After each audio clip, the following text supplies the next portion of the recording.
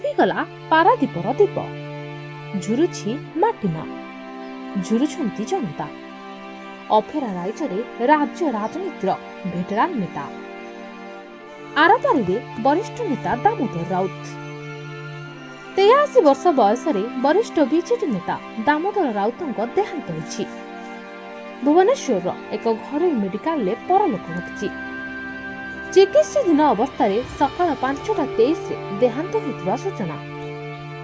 ଓଡ଼ିଶା ରାଜନୀତିରେ ଦାମୋଦର ରାଉତ ଜଣେ ଦକ୍ଷ ଓ ବିଚକ୍ଷଣ ରାଜନେତା ଭାବେ ବେଶ୍ ପରିଚିତ ଥିଲେ। ପ୍ରଥମେ ଜନତା ଦଳ ଓ ପରେ ବିଜେଡିରୁ ବିଧାୟକ ଭାବେ ନିର୍ବାଚିତ ହେବା ସହ ବିଜେଡି ସରକାରରେ ଦୀର୍ଘଦିନ ଧରି ମନ୍ତ୍ରୀ ଭାବେ କାର୍ଯ୍ୟଭାର ସମ୍ଭାଳିଥିଲେ।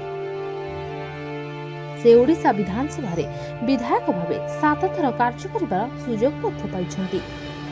1979ରୁ 2017 ଯାଏଁ ସେ ବିଭିନ୍ନ ସମୟରେ ମନ୍ତ୍ରିମଣ୍ଡଳରେ ଜଣେ ମନ୍ତ୍ରୀ ଭାବେ କାର୍ଯ୍ୟ ତୁଲାଇଛନ୍ତି। ବିଜୁ ପଟ୍ଟନାୟକଙ୍କ ଦ୍ୱାରା ପ୍ରଭାବିତ ହୋଇ ଦାମୋଦର ରାଉତ ରାଜନୀତିରେ ପାଦ ଥାପିଥିଲେ। ବିଜୁ ବାବୁଙ୍କର ଅନୁଗତ ଭାବେ ସେ ଶେଷ ଯାଏଁ ଦାୟିତ୍ୱ ନେଇଥିଲେ।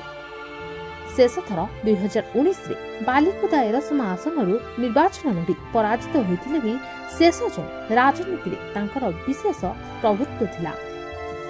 ଦାମୋଦର ରାଉତଙ୍କ ଦେହାନ୍ତରେ ଶୋକ ପ୍ରକାଶ କଲେ ମୁଖ୍ୟମନ୍ତ୍ରୀ ନବୀନ ପଟ୍ଟନାୟକ।